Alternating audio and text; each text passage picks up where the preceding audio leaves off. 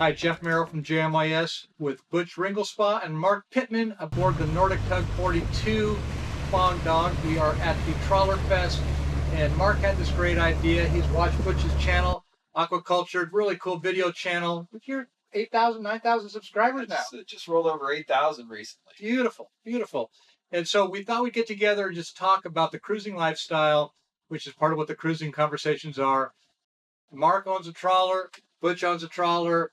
I don't. They win. But we're going to just talk about what it's like to own a trawler in your 30s, 40s, and what you want to do when you're in your 60s and it's too late to buy. No, it's never too late to buy a trawler. That's right. So, Butch, welcome. Good to have you here. Thanks. Good to meet you. We haven't spent a lot of time together, but we did do a panel this afternoon up at the Trawler Fest, the panel of experts, and I had Butch join us. Mark helped film that. So, Butch, tell us a little bit about your channel and how you have, what kind of boat do you have, that type of stuff. Sure, yeah. Well, thanks for having me. I have a 1989 44-foot DeFever offshore cruiser. I've always been a trawler enthusiast.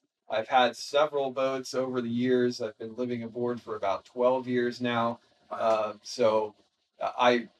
should have technically been on a sailboat because my family were on a sailboat before I was born. My father was a sailor, and they sold the boat the day I was born, and I ended up on a trawler as a kid periodically, and I just fell in love with that style of boat, and that was what I was destined to do. I was just always drawn to the water. I am a Florida native, so surrounded by water. I got into marine science, and I just wanted to be as close to the water as possible, and you can't really get any better than being on a living on a boat on the water. Yeah. And Mark does the same thing. Mark, what kind of boat do you have? Yeah, so I've got a classic 43 trade winds.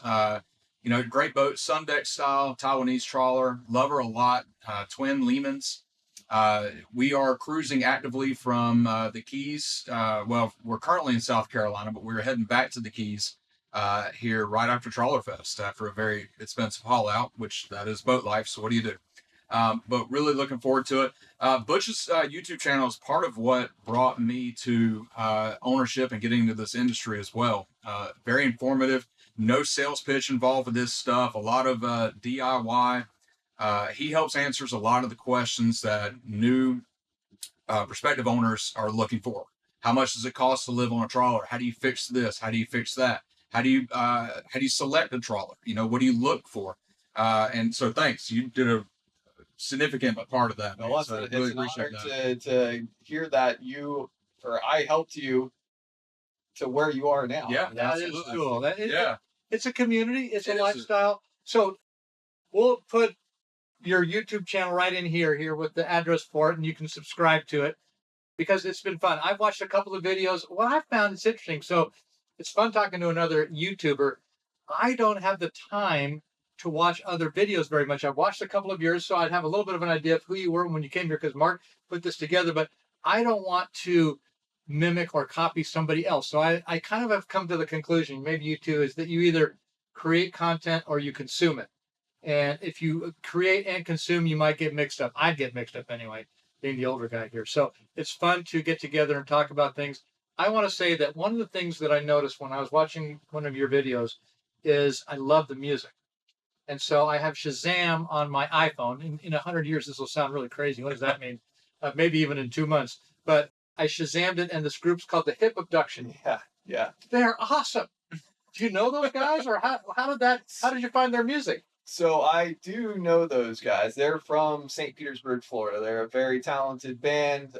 You'll see them on the reggae scene a lot. They've really blown up quite a bit. And going back to my original YouTube videos, which started like 5 or 6 years ago, I used their music without their permission, but I did not monetize the video, and they didn't, ping me for that. So that was okay. Fine. That's cool. But I wanted to promote them as well because I love them as a band. And they make great music. Oh. I've turned a lot of people on to the hip abduction. Me too. Yeah, you didn't even know that. So, So let's put a little thing in here for the hip abduction too, if you guys want to follow around that music. But you also have some other bands that you've put in there in your videos, haven't you? A lot of it was theirs, and then I did start to become smarter on what I was putting on my videos and being able to monetize them as well. So I went to companies that you're able to not have to worry about. That's what we do. Yeah. So there's a requirement. It's copyright stuff, right? So you can't just put somebody's music on there and then monetize that video. So, but I got a good tip from you on that. So thank you for that. So speaking of, being influenced with the music, the artwork on your shirt there of your boat is very Grateful Dead-like.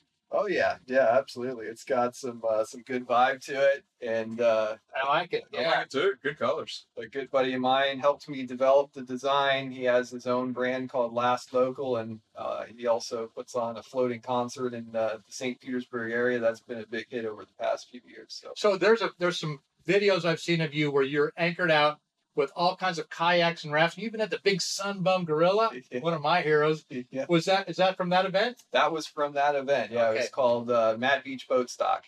Yeah, and Sunbum was one of the sponsors, and my buddy who put it on asked if I would be a VIP boat for that sponsor, and it was kind of serendipitous because that first event that I participated on, I just had some fresh skin cancer removed from me. So to have the sunblock company on my boat, it couldn't have been any more perfect. It was amazing. Yeah. Good.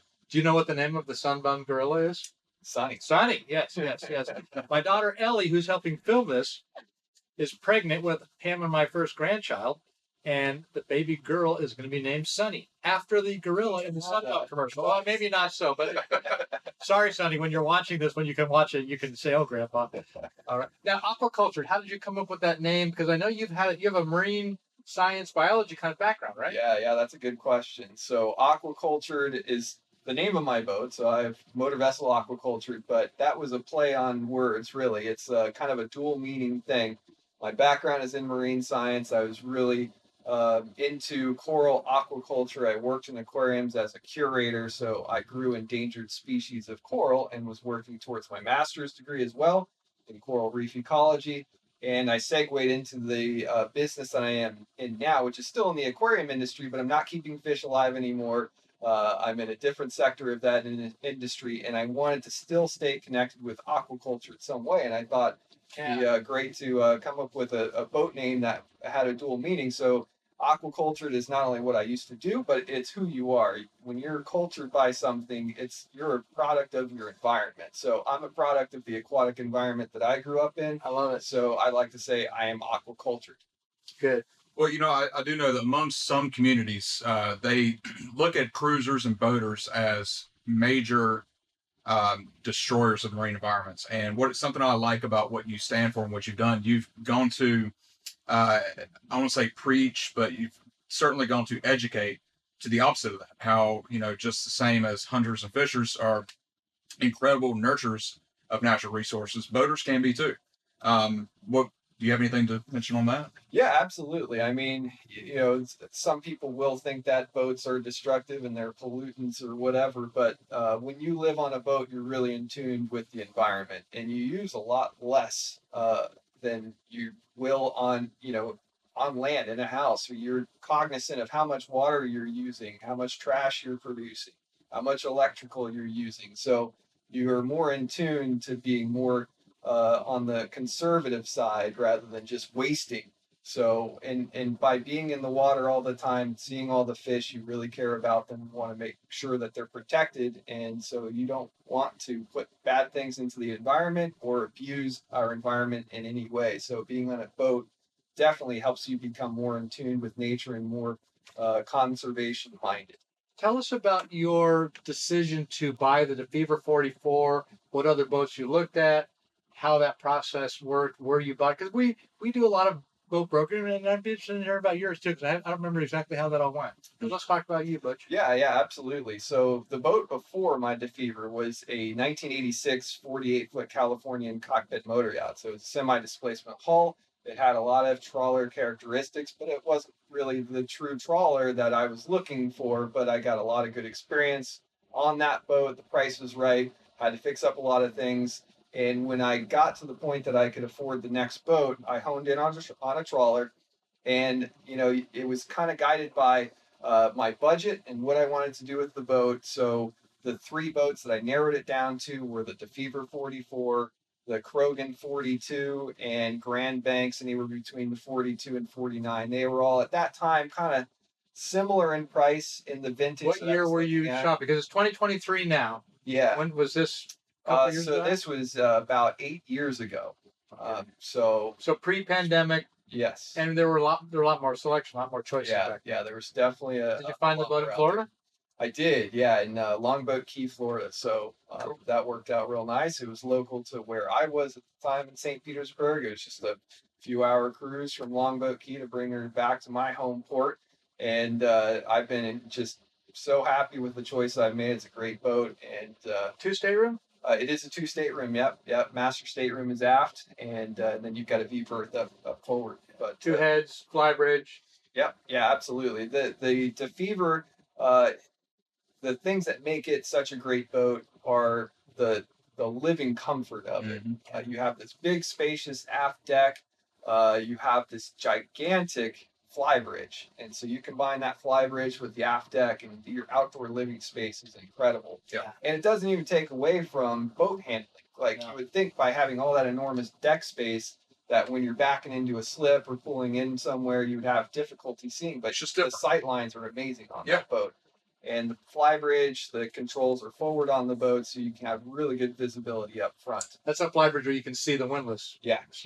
Some of the boats have the fly bridge so far back you can't see that if you're anchoring on the foredeck or from the pilot house. But I like to be able to see what I'm doing from the fly bridge. Absolutely. And do you have a lower helm on your boat? I do have. Yeah, I have a lower helm. And I have used it quite a few times when the weather gets nasty, and it's great being able to operate from down there. It's very functional, but of course, eventually I would prefer to have a raised pilot house, but it is a great functional helm down there. It's done its job, and the engine room on that boat is unbelievable as well. Are you single or twin? Twin engine. Okay. Yeah, twin Ford Lehman 135. Oh, Ford Lehman's, yeah. So that's a pretty classic diesel engine, very reliable. Yeah.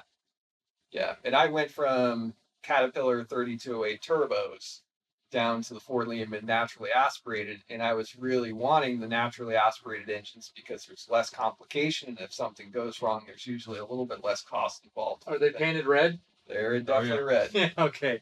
Mark, tell me about your boat buying experience.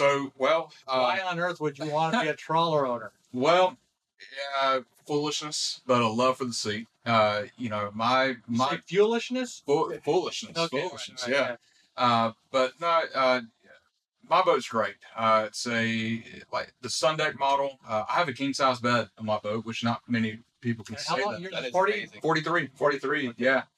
So it's a Taiwanese trawler. So it's trade wind's 43. It's also a Lenoir 42. I think some versions of it are a CHB.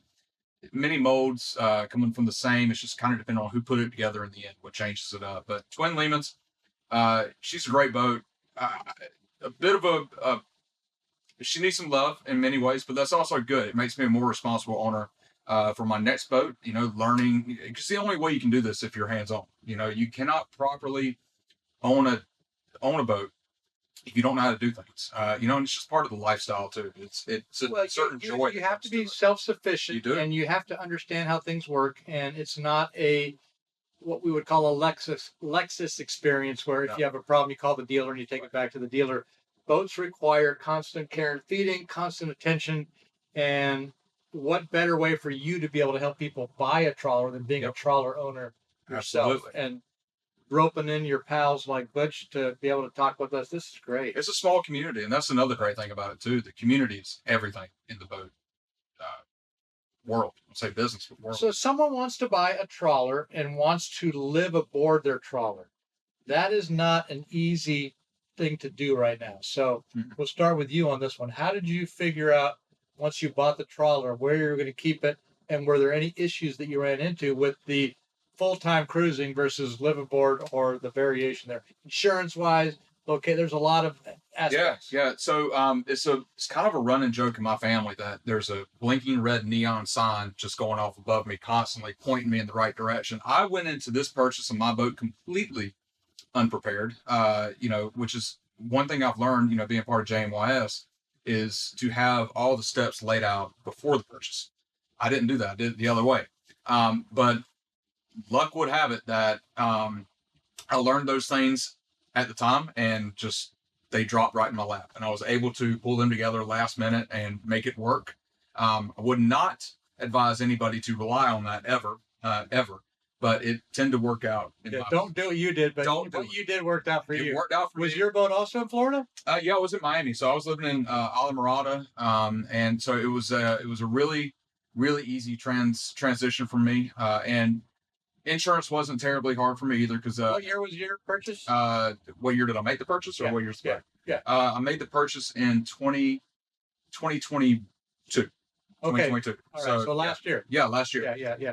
How did you find a place to keep a boat to be on full time? Was that an issue? No, yes, and no. Like I said, blinking red neon sign. It is now I found it to be much more difficult, but at the time it was pretty easy, fortunately. But you know, we don't use the L word ever. Live aboard. Don't use that word. We don't say live aboard. No, no, I don't say that. No, okay. I am a full-time cruiser, and that's how I've presented myself. Insurance, have that $1 million liability policy that marinas require. But yeah, it was a largely, I'm gonna say it's an easy process, but it did work out in my favor. Some of it's kind of luck and timing. Yes, absolutely, absolutely.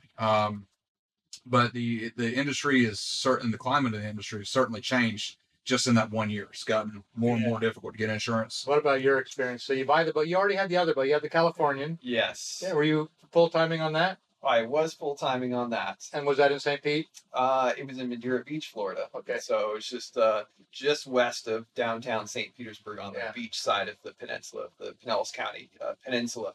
But interestingly enough, I mean, kind of luck guided me as well. And I was in the right place at the right time when I purchased the Californian.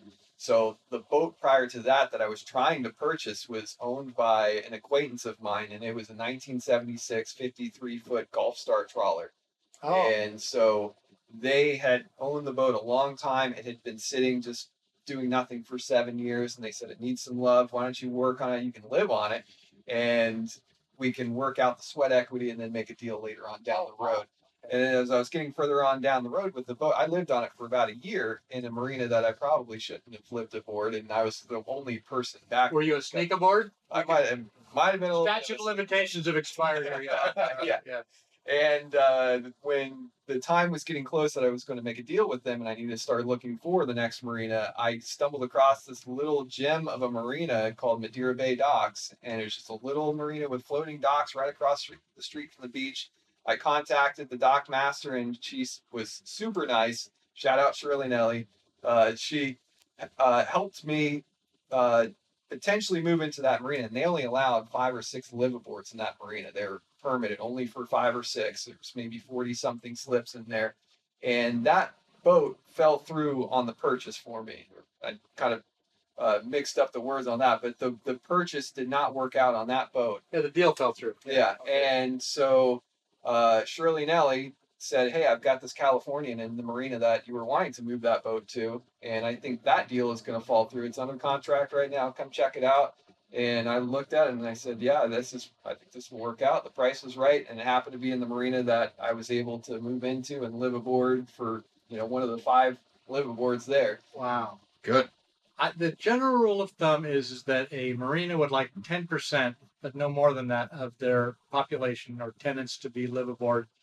It adds an extra layer of security for the marina. It's kind of nice to have the extra people there, but there's this great idea of buying a waterfront house that's your boat and moving on board and living on board. And people who don't know how difficult it is, you guys both were fortunate in how it all pulled together. Think, well, I want to buy a boat, keep it in a marina, we'll live aboard. It's not. You guys really were fortunate that it worked out. It was definitely fortunate, but definitely learned that it is not easy being a live aboard technically, because everybody's against live aboards. So you're trying to get funding for the boat. They don't want to lend you money because you're going to be a live. Because live aboards, we keep a couple dozen fenders hanging off the boat at all times. Tarps. Getting the insurance is a little bit more expensive as a live aboard, and then getting into a marina. There's only so many marinas that allow live aboards. Getting a place that you can have mail sent and be able to put that on your license or put your address down for a credit card or whatever, and they say this address does not compute in our system. So that's been a very challenging part for us, is the address on the driver's license. And you can ask anybody, there's no clear-cut answer for what you should Oh, be doing. how it's interpreted is by who's enforcing it. Well, Matt Miller. It depends. Yeah. Yeah, Matt Miller, very good maritime attorney. Matt was in our seminar earlier today and gives a lot of good legal advice for boaters. We use him a lot. Yeah. So what are your plans for the next, well, until hurricane season? Are you staying down here through hurricane season? Yeah, staying here It's through March now and hurricane season kind of June 1st. June 1st. Do you have insurance limitations or requirements? Or Yeah, so there are insurance requirements of staying in a certain area and having a hurricane plan. When I apply for my insurance and my renewal for my insurance, I have to describe exactly how I'm going to tie the boat, where it's going to be, what my backup plan is going to be, and also every 3 years I got to haul out and have a insurance survey done so I can renew my insurance. So hurricane season is definitely a nerve-wracking time, and it's ever so increasing over the years. I've been through my share of storms over the last 12 years of being aboard, and I've had some pretty scary experiences, but luckily I'm still floating. I've been very fortunate with the paths that the storms have taken. So that's a little bit of the luck of the draw, isn't it? yeah, absolutely. And hopefully I'll be spared yet again this season. And if I am, then I will like to go down to the Keys for a little bit of time. And I have plans to cruise up the East Coast in a subsequent hurricane season, maybe get up as far as Maine, get out of the hurricane belt a little bit, get away from the heat and humidity that we have down in Florida, because it definitely wears on you. Do you have air conditioning on the boat? Oh, absolutely, yes. It's a must. Yeah. Yeah, and air conditioning is always it's always a struggle, and every time it comes time to turn those bad boys on, you know, there's always something. Yeah, and you got to address something with them, but you got to stay on top of their maintenance. Mm-hmm. What about tender? Did you the tender that came with the boat? You still have that, or have you? What kind of changes to the boat? So tender would be one thing. Maybe you still have the original one. That tender electronics can be a lot of extra money once you bought the boat. Did you have to do much refitting on your boat? Luckily, the electronics were sufficient on the boat. They were relatively updated. I didn't really need to make any changes or upgrades there. They've been fine thus far. The tender was okay. I ended up changing it out recently to a newer tender and a more powerful engine because I like to explore a little bit more and not be. I had just a little 8 horsepower engine, and I wanted to be able to get further faster. So, yeah. So you went from 8 horse to what? 15. Oh, you doubled your horsepower almost. Yeah, okay. But it's amazing. I had an 8 horsepower 4-stroke engine, and I went to a 15 horsepower 2-stroke engine. Oh. And the weight decreased by about 15, 20 pounds, and my power increased by almost double. Yeah, are you tiller steer? You have a center console? Tiller, yeah. Okay. Yeah. How about you, Mark? What are you doing for a tender? I've got a Kareem. I think it's an 8-footer. It had a 15 horse Yamaha on it when I got it. That wasn't cutting it for me. So I upgraded to a 25 horse. Oh, you got more horsepower. Yeah. Oh, and she's terrifyingly fast. But your overall length is smaller. Yes, absolutely. Yeah. But she gets around. So you guys have both spent a lot of time in Florida. And what type of, you've obviously had a career around the water. And I know you've got a career in the water now. I like that. What type of activities do you like to do? You're living aboard, you're on the boat, but there's got to be some fun stuff. I mean, is it fun to be on the boat and go out and play around with it? Or is that more your home? Or is it a transport? How do you balance being on the boat as your house versus moving your house and going and having fun? Yeah, that's a good question. I mean, I definitely use my boat for fun, but it is, since it is my home, it's a little bit more involved when you want to go somewhere. Although it is great that it is my home because everything's packed in there. You have all your stuff. Yeah, you're ready to go at all times. But you kind of, when you get situated, sometimes you set things up, and when you want to go somewhere, you got to put all that stuff away and make it seaworthy and ready to go. But I like to just be out on the water as much as possible with whatever means, either out on the dinghy. I do a lot of paddle boarding. I've gotten into long distance paddle boarding a bit where I've stand-up paddleboarding? Stand-up paddleboard. All right. Yep. Yeah, I've got a couple of inflatable stand-up paddleboards and a rigid board now. So whenever I have friends come over, I can have a board for them to use. So I'm not alone out there. But I've done some nice trips where I've done a 20-mile solo trip from downtown St. Petersburg to downtown Tampa. Wow. stand-up paddleboard. So that's a lot of Was that with the wind on your back, or you weren't going into the wind? The first year I did it, I made the mistake of leaving a little bit later in the day than I should have, and the sea breeze kicked up at the end of the day after I'd been paddling for 6.5 hours, and I was into a headwind just battling it, and that was not that fun. Yeah. What about you on your boat? What kind of toys or things do you guys have for extracurricular activities? Well, we in the Keys we free dive and spearfish a lot.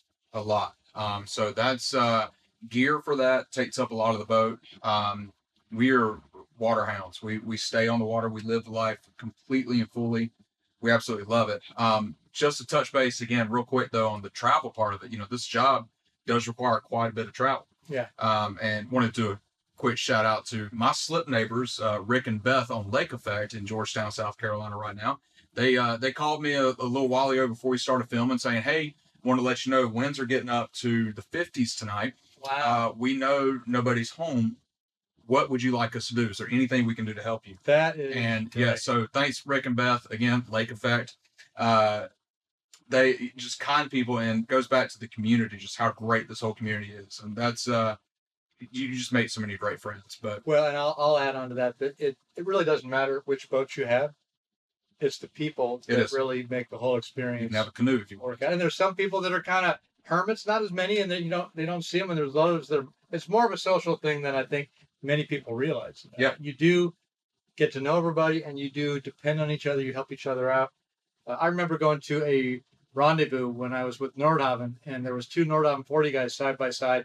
They'd never met each other, and about an hour later, one of the toilets was out on the dock, and the guy was showing him how to fix it. I mean, it's just something you don't necessarily think about, but he was willing to help this other guy get his toilet fixed because he'd already gone through it himself. There's always repairs and things, and there's always somebody willing to lend a hand because they may need your hand later. Absolutely. That makes it work as a really good balance. Yeah. So, Aqua-Cultured. Now, I noticed you've got an arrowhead on your neck. That's not really an arrow. Is that a shark tooth? This is a shark tooth. Okay, tell me about that. Yeah, so I found this scuba diving about 15 years ago. Wow. Off Venice Beach. And you saw it on the bottom? Yeah, saw it on the bottom. I used to go. That's a pretty good story for how you got that. Yeah, it's pretty amazing. And it was the second one that I found this size, 1 year apart from one another, around the same area, and they were different setups in the sand. One was just flat in the sand, and the other was like straight up in between two rocks. So there was like easy to swim right by and never see it. Oh yeah, definitely. Is it? You know how old it is, or is it? This is probably anywhere between 9 and 20 million years old. 9 and 20 million? Yeah. Yeah. And this is a small one. This is a megalodon tooth. Oh, it is. This is on the small side. Wow. So you can find them the size of your hand, but this was a great find. We're not going to tell you where because he might go back and go find some more. Yeah. Oh man.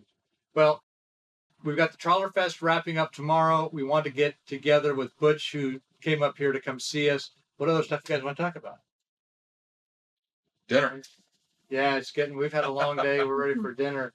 Well, Butch, thanks for coming up and thanks for spending some time here. It's a pleasure and an honor. I really appreciate you guys having me and hosting me, and it's a great time to be here at Trawler Fest. Yeah. Congratulations, Jeff, today on your big award you won with Oh yeah, that was pretty fun. What was the title? What'd you win?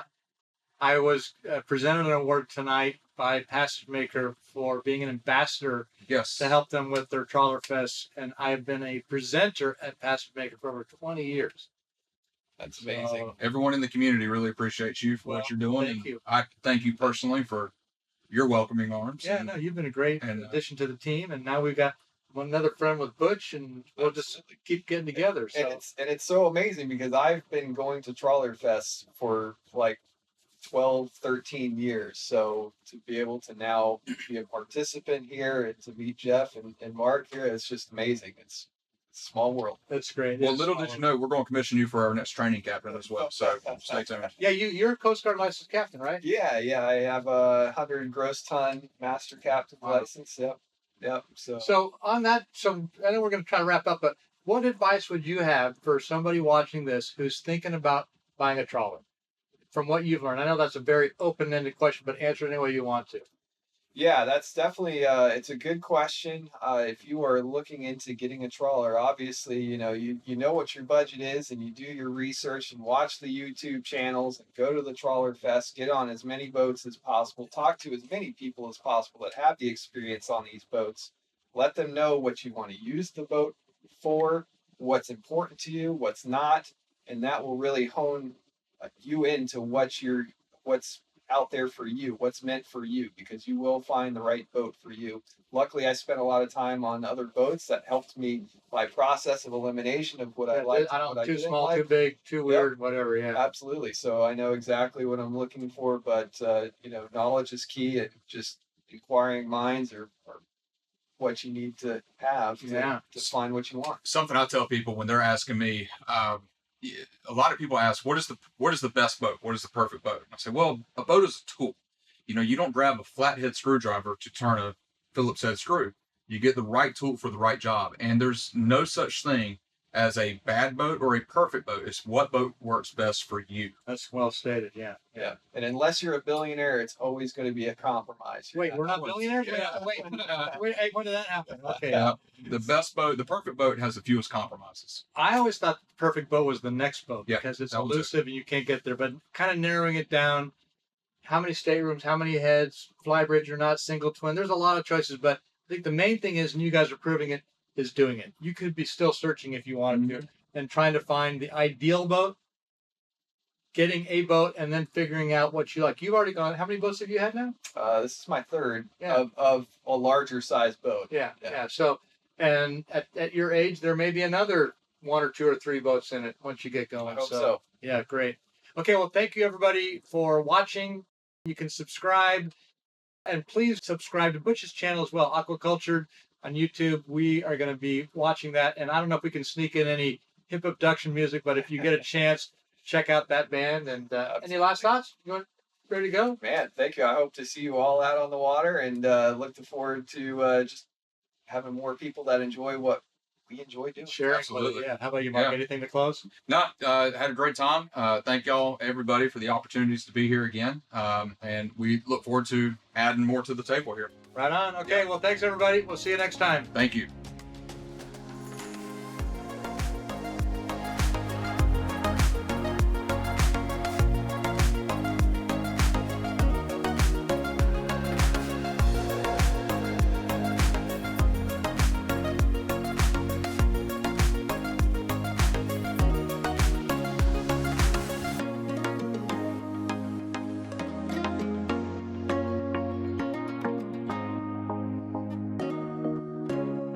Hey, great to be underway again, out on the water. Love it out here. Thank you very much for watching the video.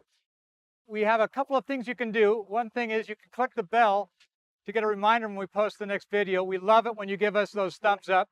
And then you can subscribe by clicking the button below. Once you've seen a couple videos, you might also want to check out some of the other ones, so you can click on one of these videos on the side.